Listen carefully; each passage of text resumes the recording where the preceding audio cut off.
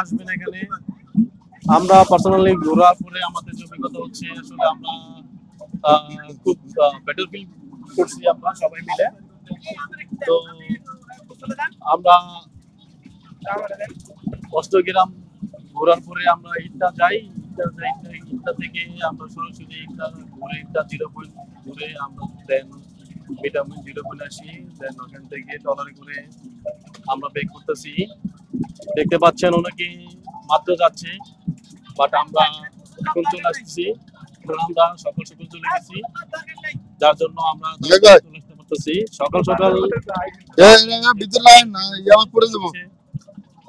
সব জায়গাগুলোতে ফাঁকা পাইছি, যার কারণে আমরা ভালোভাবে দেখতে পাচ্ছি।